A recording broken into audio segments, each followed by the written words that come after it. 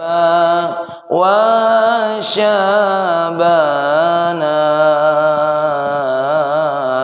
وبلغنا رمضانا واغفر لنا ذنوبنا Astaghfirullah Rabbal baraya Astaghfirullah minal khataya Astaghfirullah Rabbal baraya Astaghfirullah minal khataya Rabbi zidni ilman nafi'a wa wafiqni amalan maqbula wa wahabli rizqan wasi'a wa tub alayya taubatan nasuha wa tub alayya taubatan nasuha. Assalamualaikum warahmatullahi wabarakatuh. Alhamdulillah, ungkapan puji kepada Allah Subhanahu wa ta'ala, bahkan termasuk doa terbaik. Kalau ada orang bertanya apa doa terbaik kepada Allah, maka jawabannya adalah Alhamdulillahi Rabbil Alamin. Jadi kalau kita lagi berpikir apa yang aku minta kepadamu ya Allah, maka ucap saja Alhamdulillahi Rabbil Alamin. Karena ucapan Alhamdulillahi Rabbil Alamin itu ucapan yang paling membuat Allah ridha. Kalau Allah sudah ridha, seperti konsep kita kemarin, Allah tahu apa yang kita mau, Allah tahu apa yang kita minta, Allah tahu apa yang kita butuhkan, cukup memuji Allah, Allah kasih. Jadi lagi duduk-duduk, ya, bingung nak berdoa apa? Disebut Alhamdulillahi Rabbil Alamin. Tanpa mangrosik cerita apa dosa kita, Allah tahu. Maka dengan Alhamdulillahi Rabbil Alamin dalam satu riwayat 25 sampai 35 dosa diampuni oleh Allah. Begitu juga dengan berapa hajat yang kita inginkan. Kenapa? Karena Allah itu paling senang dengan hambanya yang sering memuji Allah. Makanya jangan malas-malas mengucapkan Alhamdulillah. Apalagi zaman ini sedang zaman orang yang malas. Satu, rasanya tidak keren kalau pidato itu diawali dengan apa? Memuji Allah. Langsung saja pidatonya, oke guys, apa kabar semuanya? Apa pentingnya nanya apa kabar semuanya? Terus kalau kita nyawab, apa dia nak nolong kita? Tapi kalau kita Alhamdulillah, langsung memuji Allah tanpa perlu tanya, tanpa perlu tahu, dengan memuji Allah, wong yang hadir di situ mendengar ucapan Alhamdulillah, itu semuanya akan mendapat pertolongan Allah. Apalagi zaman sekarang mulai alergi dengan kata-kata apa? Assalamualaikum warahmatullahi wabarakatuh. Pada Assalamualaikum itu bukan sekedar ucapan sapa, tapi apa artinya? Assalamualaikum, semoga kamu semua selamat. Warahmatullahi, rahmat Allah bagi kamu, wabarakatuhu, dan berkah. Saya pernah hadir acara, bahkan demi membela sambutan keluarga, sambutan tamu, diamlah Al-Quran itu tidak usah, karena kayak panjang nak sambutan. Mana penting sambutan dengan baca Quran? Ya? Malah beralasan pula. Beralasannya bagus. Apa alasannya? Bukan apa-apa. Kalau kita bacakan Al-Quran di sini agak kurang layak. Rai kau tuh tidak layak. Bukan Quran tuh yang tak layak. Inilah mulai banyak. Nah, ini apa namanya? liberal lah banyak. Hati-hati Pak Salwan, jangan milu-milu. Ya enggak? jangan milu-milu. Nanti kalau Mang Rosik ada tetangga kita yang cak itu, acara kau ini tidak berkah. Sebagai ketua amal kematian, kita jadi saran. Justru yang disingkat itu kata sambutan. Ingat ada sebuah hadis Nabi. Al-baitul ladzi yuqra'u fihi al-Qur'an, rumah yang dibacai Al-Qur'an itu seperti bintang-bintang yang di langit. Artinya apa? Ditengok oleh malaikat itu seperti cahaya, seperti bintang. Jadi kalau rumah Mbak Pendi, rumah Mang Rosik ada Al-Qur'an yang dibaca, itu seperti bintang-bintang. Malaikat nengok. Wah, apa itu cahaya di situ? Itu ciri-ciri rumah yang dibacakan Al-Qur'an. Makanya alhamdulillah kita yang hadir sini tadi dengan sholat sudah baca Al-Quran, sudah berbagai macam pujian kepada Allah Subhanahu wa ta'ala. Makanya sama-sama kita ucapkan alhamdulillahi rabbil alamin. Begitu juga mari kita senantiasa bersolawat kepada baginda agung Nabi Muhammad sallallahu alaihi wasallam. Sama-sama kita baca. Sallallahu ala Muhammad sallallahu alaihi wasallam sallallahu ala Muhammad sallallahu alaihi wasallam. Lagi sallallahu ala Muhammad sallallahu alaihi wasallam sallallahu ala Muhammad sallallahu alaihi wasallam. Masih kita lanjutkan kajian kita tentang ma tawaqqafa matlabun, tidak akan terhenti ya. Matlabun permintaan, anta talibuhu yang engkau mencarinya permintaan tersebut, bi rabbika jika engkau mencarinya bersama Allah ya. Kemarin makna ini sudah diartikan oleh siapa? Oleh Dr. Muhammad Said Ramadan Buti, yang maksudnya bahwasanya orang yang mencari apapun, baik itu urusan dunia maupun akhirat, kalau mencarinya minta pertolongan Allah, insya Allah tidak akan kecewa ya. Di mana dijelaskan oleh Dr. Muhammad Said Ramadan Buti, bagaimana tidak bisa kecewa? Karena yang ngasih dia petunjuk adalah Allah. Coba kita belajar dengan Tebu Ireng. Coba kita belajar dengan pesantren Gontor. Coba kita belajar dengan pesantren Sidogiri. Mereka para kiai itu, para ulama itu ketika membangun pesantrennya, ya, itu tidak ada yang namanya bantuan duit. Yang ada murni bantuan la haula wala quwata illa billah. Apalagi baca tuh sejarahnya Tebu Ireng. Dibangun di kawasan yang mohon maaf jauh dari manusia. Gontor itu tempat pembuangan mayat-mayat PKI. Kira-kira seperti itu orang-orang kalau nak nengoknya bagaimana kira-kira? Ya tidak usahkan jauh-jauh lah. Ketika ayah bangun pesantren Mazra'illah dulu, orang-orang Linggau itu ngomong, "Pol, apa nak mati kau di situ? Tidak kate uang di situ." Karena tetangga cuma dua dulu, Mengayib sama Mang Sapo. Ya. Marsono ini jauh. Ya. Ini kalangan-kalangan. Ya. Mak itu juga di sini mungkin Wak Pendi tahu. Sulu siapa yang nak tinggal di sini? Yang tinggal di sini ini yang bahkan sanggup tukaran rumah, ya. Karena di sini belum terpikir dulu bakal ada bandara, perumahan dan segala macam.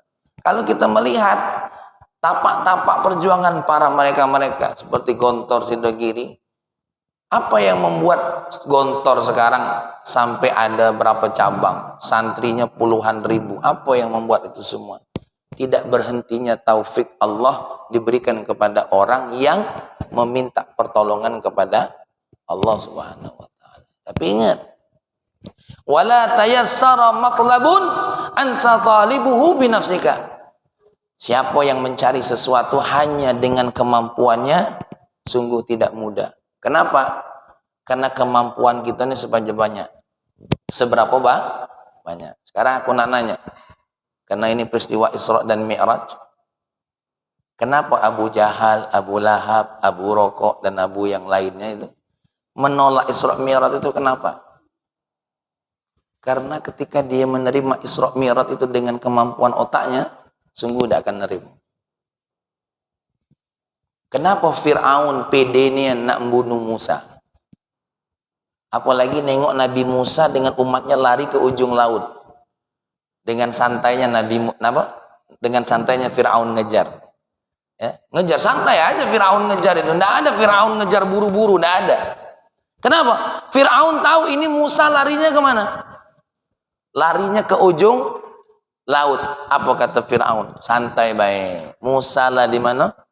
Lah di ujung laut. Nyawanya tidak lama lagi darahnya membanjiri apa? Laut. Santai aja. Ya, pas ditengok, tidak disangko-sangko malah Nabi Musa membuat jalan yang tadinya tidak ada jalan. Ya. Seperti saya ceritakan kemarin Nabi Yusuf. Ketika orang nantang Nabi Yusuf untuk membuat Zulaikha jadi muda. Kenapa mereka tuh nantang? Kenapa nantang Nabi Yusuf buat Zulaikha balik muda? Karena lah tahu wong tidak kemungkin. Di otak manusia mengandalkan apa? Kemampuan dia. Tukang sihir manapun tak bisa membuat apa? Wong yang lah tua lagi muda.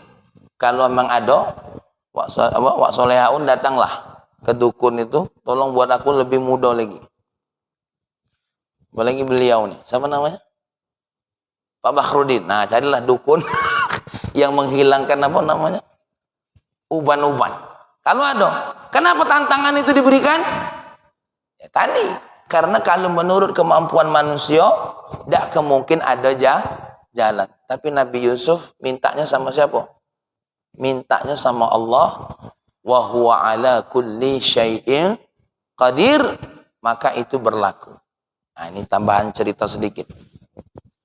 Saya rupa pula nama rajonya. Siapa nama rajonya ya? Jadi ada raja yang sangat benci dengan Nabi Muhammad. Ya, yang pernah saya ceritakan, sangat benci dengan Nabi Muhammad, bekerja sama dengan Abu Jahal dan Abu Lahab. Ketika dia sudah sampai di ya Allah apa tuh bukit yang di dekat Masjidil Haram itu. Nah, laju lupa pula aku. Kubais, Bukit Kubais yang ada di dekat Masjidil Haram itu. Masjid Kubais itu kalau ini Sa'i, Sofa, Marwah di bagian sebelah sini nih Bukit Kubais. Dekat rumahnya baginda Nabi Muhammad sallallahu alaihi wasallam. Mudah-mudahan yang belum haji-haji, yang belum umroh-umroh. Tapi walaupun umroh haji tak kata nganjuk tahu, tak tahu mana itu Gunung Kubais. Ya. Makanya umroh sama saya. Lah. Lanjut. Jadi ada nian itu rumahnya baginda Nabi sama rumah kelahiran Nabi beda. Rumah kelahiran Nabi dengan rumah Nabi itu beda. Rumah Nabi bersama Sayyidah Khadijah dengan maskot itu apa? Tempat kelahirannya Nabi. Kalau tempat kelahirannya Nabi itu ada perpustakaannya. Nah, Nabi ya dipaksa diundang berjumpa dengan raja ini. Raja ini karena apa? Usulan Abu Jahal. Lalu singkat cerita, raja ini memberikan tantangan kepada siapa? Kepada Nabi Muhammad sallallahu alaihi wasallam. Nabi Muhammad si raja ini bilang kepada Nabi Muhammad, "Oke, kalau memang semua nabi itu ada mukjizatnya. Nah, kamu apa mukjizatnya? Kalau memang engkau nabi pasti ada mukjizatnya. Sekarang aku minta sama engkau. Apa? Nih, matahari segera tenggelamkan. Gelapkan. Satu permintaan. Yang kedua, kamu nanti kalau sudah malam ambil bulan tadi, deketi, belah bagi dua, masukkan di sarung tanganmu sebelah kanan, masukkan di sarung tanganmu sebelah kiri. Tidak cukup sampai situ. keluarkan lagi belahan bulan tadi, satukan lagi, balikkan ke tempatnya. Nah, kira-kira kalau Mang Rosik dinyut tantangan ini, cak mana? Ayo, cak mana kira-kira? Deh, mati kutu gitu. Wala tayassara matlabun anta talibuhu binafsika. Sungguh dak katik jalan lagi atas permintaan wong cak ini. Ya, kenapa? Mana mungkin bolo di Masudillah. Oh, dak bolo cak itu nabi go terlalu naif nian, oh mukjizat ma itu nian. Nabi dah. Karena dia mintanya sama Allah, dia naik gunung Kubes. Dia berdoa kepada Allah. Hah? Dia berdoa kepada Allah, berdoa kepada Allah. Ketika berdoa kepada Allah, datang malaikat Jibril. Muhammad, tidak usah khawatir. Allah sudah tahu kondisimu saat ini. Tidak usah khawatir. Kamu jalanlah, matahari sebentar lagi akan turun. Set jalan nyampe, tiba-tiba gelap. Ayo jiraja tadi. Nabi ini aneh saja nih. Tapi belum cukup. Agilu. Abu Jahal lah cemas. Nah. Abu Jahal lah cemas. Ya. Agilu kata raja tadi. Bulan gimana bulan? Bulan ambil di bulan. Ketika diambil, belum. Sebelum balik Nabi cerita. Dia itu punya anak betino yang wong lain tidak tahu kalau anak betinonya itu buta. Ya, anak betinonya itu apa? Buta dan lumpuh serta tuli. 3 penyakit ini. Buta, tuli, lumpuh. Nah, kau katakan sama dia kalau Allah sudah menyembuhkannya. Dan ini tidak kata yang tahu kecuali raja sama bininya, Be. Kecuali orang dalam raja. Nanti kau sampaikan itu. Ya sudah. Akhirnya Nabi setelah muncul bulan, kemudian bulan itu dibelah, singkat cerita dimasukkan ke dalam tangan, dikeluarkan lagi, disatukan lagi. Suara dibelahnya bulan itu Masya Allah kencang, sehingga memancing seluruh dunia yang saat itu satu malam melihat itu semua dan disaksikan. Dan raja ini kaget. Apa jawabannya? Ini sihir ini. Ini kan orang iblis, sihir. Menolak apa yang disampaikan oleh Nabi. Lalu Nabi ingat omongan Jibril tadi. Sebentar raja, kau punya seorang putri yang buta, tuli, lumpuh. Kaget raja tadi.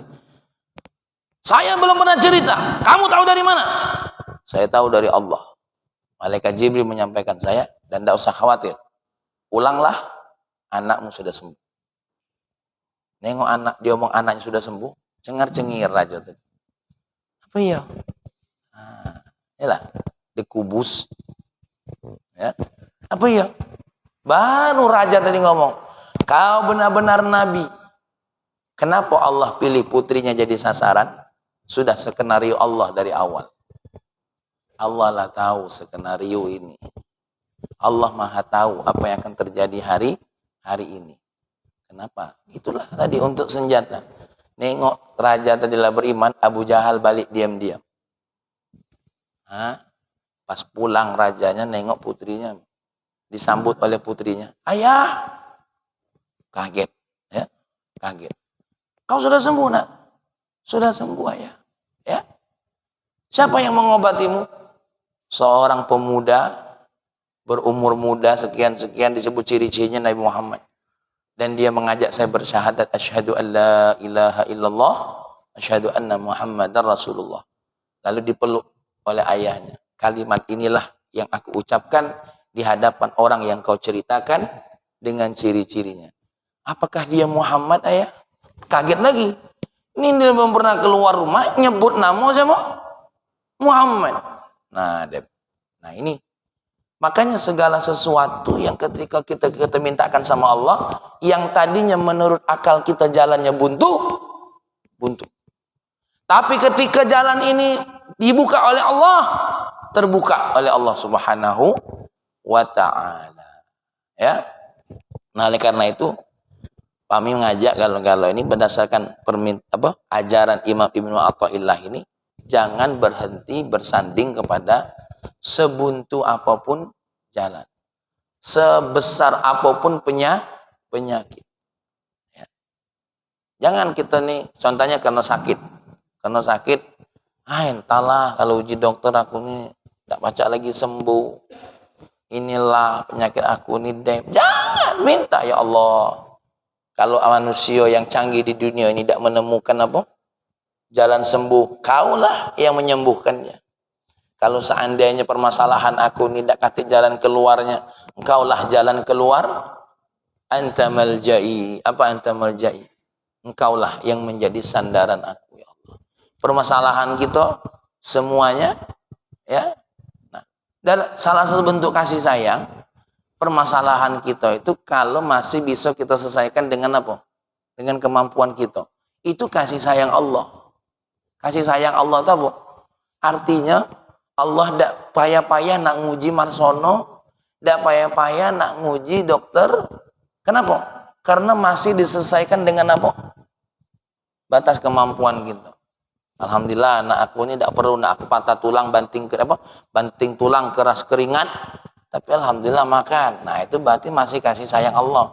Jangan buat kita jadi sombong. Aku tidak perlu nak payah-payah ego itu. Nah ini kadang-kadang lah dikasih tidak payah, malah merasa apa? Hebat. Jadi pelajaran ini ketika Pak Salwan tidak susah-susah ngenjuk anak kuliah, ngenjuk anak apa? Ngenjuk anak itu tanda alhamdulillah apa? Kasih sayang Allah yang tidak terlalu menguji apa? Menguji iman kita. Karena terus terang baik, kadang-kadang Allah tuh kau lagi ndak-ndaknya, kau lagi ndak-ndaknya, wah mati nian kita diuji. Mati nian diuji, mati kutu nian kalau Allah nak nguji kita tuh. Habis. Ya, habis. Seperti siapa yang bisa bertahan hidup lama antara Sayyidah Asyah dengan Firaun? Karena Firaun ini kan panjang nian umurnya. Asyah tuh sampai bingung kapan pula mati ini Firaun ini. Malah dia pula yang duluan mati, panjang nian umurnya Asyah. Nah, apa kata Syekh Ahmad Zarruq tentang kaidah ini? Ya, tentang kaidah ini. Beliau berkata, antakuna mutawajjihan lahu fi mabdaka wa muntahaka. Sama maknanya seperti dikatakan oleh Dr. Muhammad Said Ramadan Buti. Maksudnya apa? Kamu jangan pernah berhenti mulai dari awal sampai akhir untuk senantiasa apa? Tawajuh kepada. Nah, kadang-kadang ngapo? Kita ini awal cacaknya minta nian sama Allah. Lah di ujung, lah diberikan oleh Allah kemudahan, laju tidak merintih lagi dengan Allah. Waktu belum punya, ya Allah, aku ini tidak perlu banyak-banyak ya Allah. Asal kau cukupkan makan anak-anak kuliah dem galau ya Allah. Aku sudah bersyukur nian kepadamu ya Allah. Oh, lah dinjau oleh Allah. Ya, dem itu tidak merintih lagi. Mestinya merintih. Apa merintih? Ya Allah, apa yang kau berikan ini tolong dijaga. Ya, mudah-mudahan menjadi berkah. Nah, ini kadang-kadang kita tidak merintih lagi. Karena asik-asik lah punya tadi. Ya, ya Allah, cak, ini pengalaman pribadi. Besok nak bayar hutang, tukang ya Allah, bangun 50 juta menjadilah. Tuh datang 50 juta. Nah dalam hati ngapo tak minta 100. Ngapo tak minta 100. Ini kelakuan Pak Topik ini. Ya, Masya Allah. Ya Rabbana ya Karim. Ya, baiklah. Apa yang dimaksud dengan kita tidak berhenti untuk tawajuh kepada Allah? Satu, at-tafwid lahu fil mabadi. Menyerahkan seutuhnya kepada Allah di semua permulaan langkah kita. Ya. Maka ajarkan ini sama anak-anak kita. Ya, apalah modal aku untuk nikah ini? Satu, berserah diri kepada Allah. Bergantunglah kepada Allah. Ya, bergantung kepada Allah. Apa aku harus ini, harus ini? Tetap harus. Kenapa? Karena kalau kau bergantung kepada Allah, semua langkahmu akan dibantu oleh Allah. Nah, gitu. Kenapa? Biltizami ma umira wa tarki ma hudhira. Bagaimana cara menyerahkan diri kepada Allah? Bagaimana tadi? Dengan pertama, apa yang Allah perintahkan, lakukan. Apa yang Allah larang, tinggal. Li'annahul muhaqqiqu lidzalika.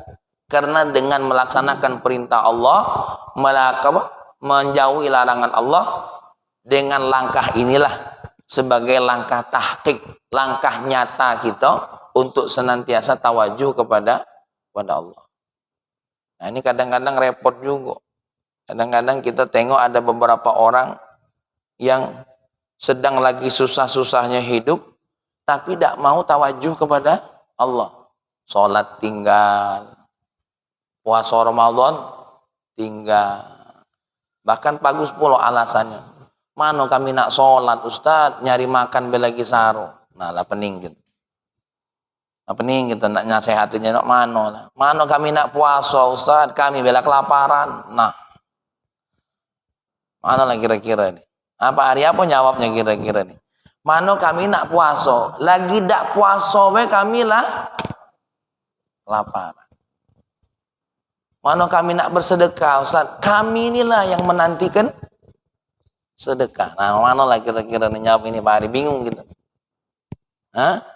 Taruhlah kalau yang sedekah tadi, ya sudah, kalau kau tidak sedekah harta, sedekah senyuman. Nah, yang lapar tadi mana? Apa jawabnya kira-kira? Apa jawabnya kira-kira? Laparmu ketika engkau tidak punya makanan bukan karena alasan puasa, adalah pahala sabarmu. Tapi kalau laparmu ketika engkau melaksanakan perintah Allah Ramadan, maka apa pahalanya? Satu, pahala sabarmu. Yang kedua apa? Pahala engkau mentaati perintah Allah Subhanahu. Bagaimana aku nak kuat?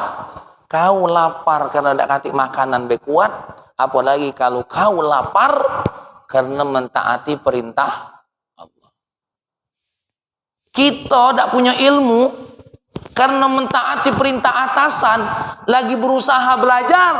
Apalagi kalau kita tidak punya ilmu, pengen mentaati perintah Allah, pasti diajari oleh Allah. Ya, mohon maaf, ya. Mas Didi dulu kan tidak bisa buat mebel. Saking nak nyari duit, nak nyari makan, belajar kan? Lalu kenapa urusan dengan Allah laju kita tidak galak? Seolah-olah tidak diberikan apa? Kemampuan. Tidak hati itu. Apalagi saya pernah ngobrol sama orang yang pernah bekerja. Kerja di mana? Kerja di bank. Sarjana apa? Sarjana pertanian kami ini. Wih, sama mana bisa bekerja di bank pertanian? Lah Ustaz, kan aplikasinya itu kan sudah jelas. Itulah yang kami gawikan. Kami bagian customer. Oh, ternyata walaupun tidak kanti basicnya, tetap bisa belajar. Lalu kenapa dengan urusan Allah laju takut tidak bisa apa-apa? Hah? Lalu tidak bisa apa-apa? Ya? Nah begitu juga orang-orang. Kadang-kadang bingung kita ini. Bagaimana menjelaskannya? Maka jangan bingung, minta tolong sama Allah.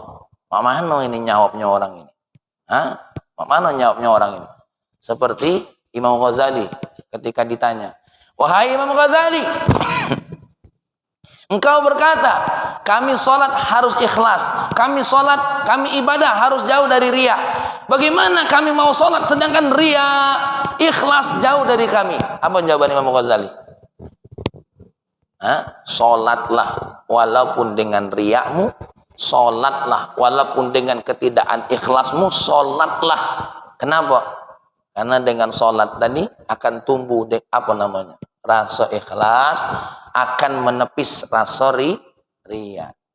Nah, sekarang kalau kita ada kawan, aku nak sholat ini lagi tak khusyuk, sholatlah. Karena bakal tahu khusyuk apa tidak. Kalau sholat, kalau tak sholat, tidak akan merasakan yang namanya khusyuk. Jadi apa bahasanya itu? Jalannya apa? Jangan berhenti untuk dekat dengan Allah. Walaupun mungkin kita sedang diuji oleh Allah dengan segala macam perasaan ketika dekat dengan Allah Subhanahu wa taala. Maka at-tafwid fil mawadhi, kita menyerahkan diri kepada Allah Subhanahu wa taala. Aku yakin yang lahir di sini, yang diduduk di sini ini, tidak kata yang lahir itu bisa apa-apa. Kullu mauludin yuladu alal fitrah, kata Nabi. Semua yang lahir itu nol. Apa nol? Tidak bisa apa-apa. Jangankan jalan, jangankan apa namanya, melakukan sesuatu. Bicara saja tidak bisa. Oke lah kalau bicara. Berpikir aja tidak bisa. Ada tak kira-kira yang baru lahir? Halo, assalamualaikum. Tidak ngerti. Ya, tidak ngerti. Satu-satunya bayi yang lahir menyebut nama Allah dan langsung sujud di hadapan Allah hanya bayinya Nabi Muhammad. Bayi anak-anak kita biasanya apa? Nangis tuh lah. Tak tahu kalau bayinya Pak Yul. Mungkin anak-anak Pak Yul ada yang keluar, a'udzubillahi minasyaitonirrajim. Karena pas ditengok, yang ketengok iblis galau. Makanya anaknya keluar langsung baca apa?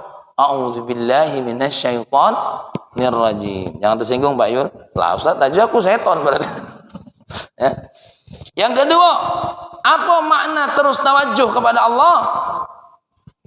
Al-isti'anatu bihi fil asbab al-musilah. Semua sebab-sebab yang kita lakukan tetap harus minta sama Allah. Contoh, minum obat. Ya Allah, jadikan ini sehat untuk aku, jauhkan dari madarat. Baca doa. Bismillahilladzi la yadhurru ma'asmihi syai'un fil ardi wala fis sama'i wa huwas samiul alim. Minum. Jangan. Biar sehat minum obat dulu. Nah. Ya. Ya Allah, bismillah. Bismillah, mudah-mudahan dengan obat ini engkau sehat. Diminum. Ya. Apa lagi? Buka toko. Bismillahirrahmanirrahim. Ya Allah, rizki darimu bukan dari toko ini. Rizki darimu bukan dari toko ini. Ya Allah, engkaulah yang mendatangkan rizki. Bismillah. Yang beli, yang datang tuh engkau yang nyuruhnya, ya Allah. Engkau yang nyuruhnya. Engkau yang nyuruhnya, ya Allah. Engkau yang nyuruhnya. Kalau tidak engkau yang nyuruhnya, ya Allah, tidak mungkin. Buka, bismillah. Ya. Perintah Allah lakukan tadi. Apa? Nyambut pelanggannya dengan baik. Assalamualaikum. Waalaikumsalam. Nyari apa, Bu? Ayo. Ini kadang-kadang kita ini kalah dengan warung-warung. Ya, luar itu kalah. Buka toko. Assalamualaikum. Enggak. Ada beras. Tengok situ nah. Kalau ada ambil, kalau ada kata dem. La ilaha illallah. Nah, dem. Sudah. Ya. Kita tengok be yang warung-warung modern. Kita datang bela disambutnya. Iya, selamat datang Bapak Ibu. Silakan kalau mau belanja. Hai. Bahkan ada mereknya. Kalau karyawan tidak menyambut dengan baik, maka belanja dengan gratis. Pernah aku masuk, mereka lambat nyambat. Ayo, gratis aku belanja. Iya. Sambut. Ya, ada sambut. Ya, Masya Allah. Yalah, tapi yang dimaksud dengan yang kita lakukan ini bukan hanya sekedar berdasarkan SOP, tapi berdasarkan apa? Memang tafwid kepada Allah Subhanahu wa taala. Nak beli, nak idak tetap disambut. Mas Didi, kalau datang ada orang yang nengok lemari, ya silakan Pak, ini kayu jati dan ini kami ambil dari kayu nisan.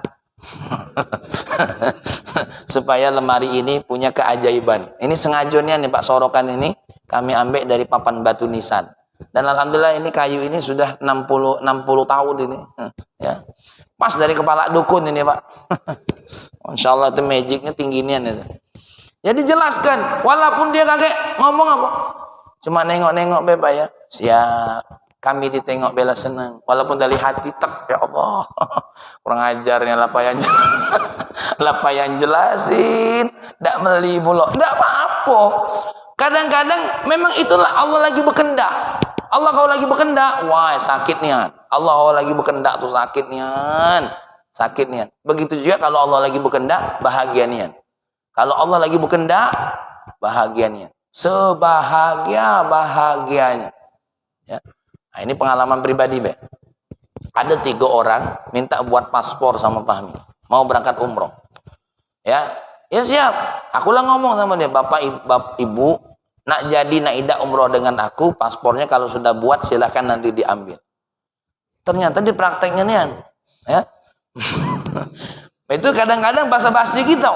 Enggak tahu ya nih, Ustaz, kayaknya kami tidak jadi umroh sama Ustaz. Tam.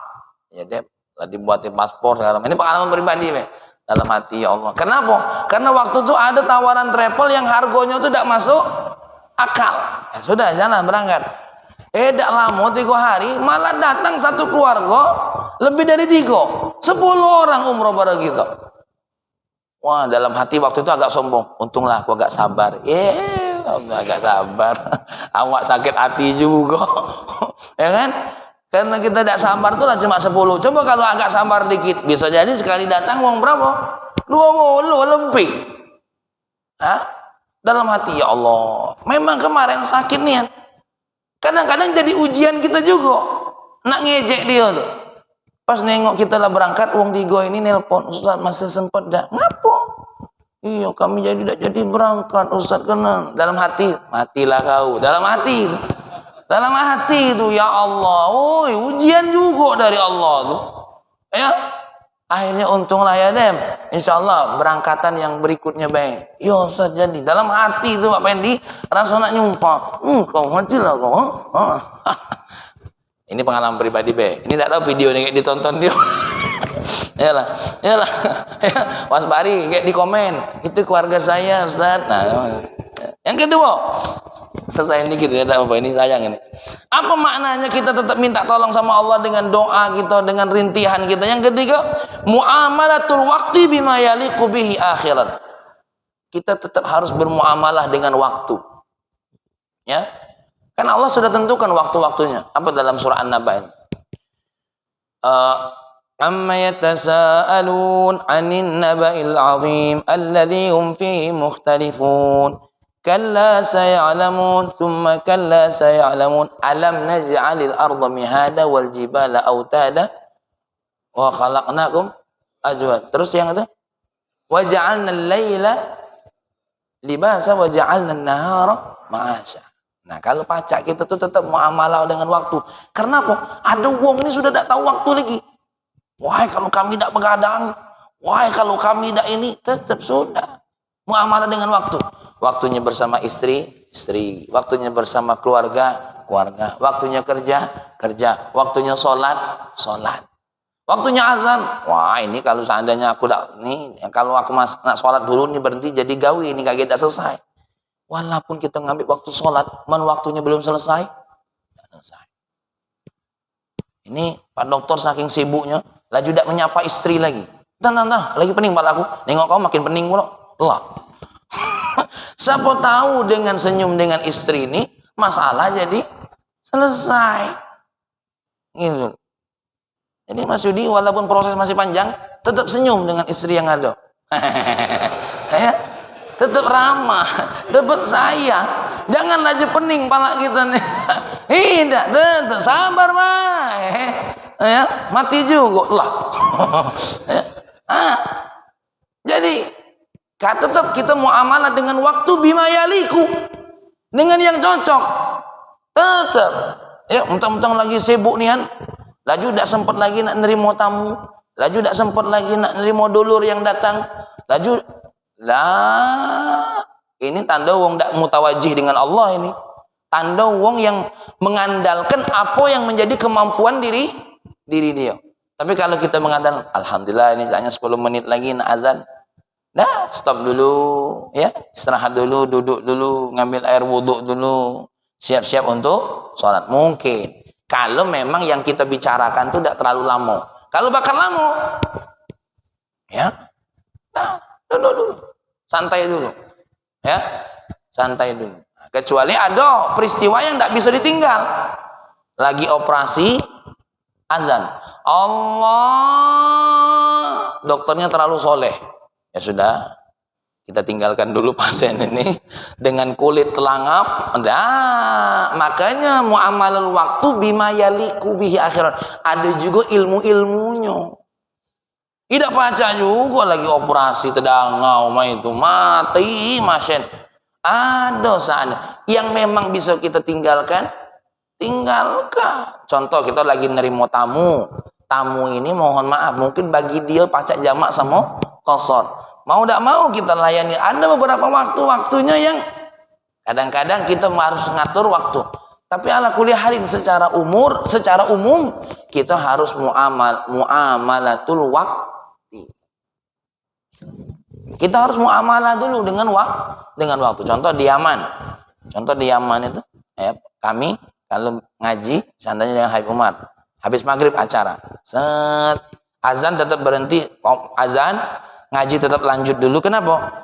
Dapat pahala intizarul waktu sampai selesai ngaji karena tidak lama. Habis itu ceramah, kita sholat. Habis sholat baru yang namanya apa? Makan segala macam bla bla bla. Jadi tidak semua penundaan waktu sholat dinilai apa? Buruk. Ada beberapa nilai yang tidak dianggap buruk. Tapi kalau bagi kita yang tidak kata alasan nak nunda untuk apa? Apa yang nak ditunda? Ngapa nak nunda? Lah juga gara-gara nonton film, dikit lagi. Nah, ini yang dikit lagi ini lah. Tapi kalau seandainya kayak polisi atau dalam kondisi acara pengajian, ya, acara pengajian, kalau untuk nunda masih mending. Tapi kalau untuk sesuatu, dah. Atau masih disunahkan kita menunda waktu sholat, kapan? Ketika kita lagi lapar nian, makanan ada di depan mata. Bahkan ini disunahkan makan dulu baru apa? Baru sholat. Ya. Wah, bagus nih ilmu nih. Satu waktu. Kalau memang tak dikendalikan, sholat dulu baru makan. Ini kalau sudah, ya pokoknya perinian ini kalau ada. Sama seperti kita mohon maaf, nak sholat buang air. Duluin mana? Buang air dulu. Tapi kalau lah sholat, nak buang air, tahan perjuangan sampai tetes darah terakhiran. Jangan jadi imam main bas-bus baik. Allahu Akbar, aku nahan dari tadi jus. Jangan, ini tidak benar. Jadi makanya sebelum takbiratul ihram, kalau memang nak ke WC lah dulu. Kalau tidak, ya, kecuali kalau datang tiba-tiba sebelum nak sholat aman, pas Allahu Akbar baru tahan. Tapi kalau sebelum sholat kalahkan. Itu penundaan. Oh, aku nak sholat tepat waktu. Kalau dalam kondisi sesuatu yang memang tidak ada harus menunda, maka kita harus atur waktu. Intinya secara umum ada waktunya. Kita ini tetap kalau orang yang mutawajih sama Allah, dah waktunya dia sholat. Waktunya dia bergemul dengan apa? Keluarga. Tengok orang-orang soleh. Kami juga bingung nengok guru-guru gitu. Apalah gawe guru-guru kami ini. Ya. Tapi setiap waktu bersedekah terus. Seperti kita punya guru namanya Habib Salim Asy-Syatiri. Setiap Ramadan itu baris depan rumahnya. Berbagi dengan rezekinya. Nah kalau kita ini milu berbaris. Coba ini baris dulu Jo. Ya, kalau beliau ini depan rumahnya tuh mau berbaris. Ya Allah, dalam pikiran kita, apa beliau ini usahanya, ya? Tidak pula ada klinik buat sunat cak dokter Topan. Tidak. Tapi masya Allah berbagi, ya. Kapanlah kita berbaris di rumah Mas Yudi? Kalau kami bagian berbaris, kalau aku yang ngatur. Yang ngatur rumah siapa yang nak kita barisi, ya itu bagian aku, ya cocok tak Mang Rosik. Nah kalau yang duduk nih yang berbaris, nah ketengokan dari rai-rai. Wah makna ya. Nah ini makna apa namanya? Makna kita tawajuh kepada Allah. Jadi 3. 1, berserah diri kepada Allah dalam setiap permulaan kita, dan yang ketiga tidak berhenti dari semua sebab yang kita lakukan untuk minta sama Allah. Bahkan bisa jadi sebab ini Allah ganti dengan sebab yang lain. Baru yang ketiga adalah tadi apa? Muamalalah dengan waktu. Jangan sampai waktu kita tuh apa? Habis lepas dari apa yang layak-layak untuk kita lakukan. Ada waktu kita bersama Allah, ada waktu kita dalam rangka mencari, ada waktu kita bersama orang-orang yang punya hak untuk mendapatkan waktu dari kita, ya. Jadi diatur jadwal nyopir tuh. Dulurku Marsono, ini nyopir terus 3 bulan bini ditinggal. Hati-hati, tetangga sudah ngintip. Wah, ya, tetangga sudah ngintip. Barangkali inilah ya. Insya Allah masih ada kajian kita tentang ini. Kita akan lanjut. Kenapa? Apa yang dimaksud dengan kita mengandalkan diri kita ketika kita mencari segala sesuatu jauh dari Allah? Karena tidak bisa diputus-putus, ya. Nah, karena biar maknanya jelas. Siapa tahu itu pernah kita lakukan dan ingin kita rubah. Ini sajalah. Allahumma salli wa sallim ala sayyidina Muhammad wa ala ali sayyidina Muhammad. Ya Allah ya Rahman ya Karim, ampuni kami ya Allah, karena kami sering tidak sadar kalau semua yang ada pada diri kami semuanya darimu ya Allah. Ampuni kami ya Allah, karena kami merasa apa yang kami dapat ini hanyalah usaha dari kami ya Allah, tidak lepas daripada bantuanmu ya Allah. Ampuni kami ya Allah, karena kami terlalu percaya diri tapi tidak percaya terhadap dirimu ya Rahman ya Karim. Ya Allah, bimbing kami untuk senantiasa menjadi orang yang bergantung kepadamu, nempel kepadamu ya Allah. Ya Allah, ajarkan kami agar kami senantiasa mampu membuka pintu hati untuk dekat dengan dirimu ya Allah. Rabbana atina fid dunya hasanah fil akhirati hasanah wa qina adzabannar. Walhamdulillahi rabbil alamin. Assalamualaikum warahmatullahi wabarakatuh. Dinikmati dulu sebab hilang lapar.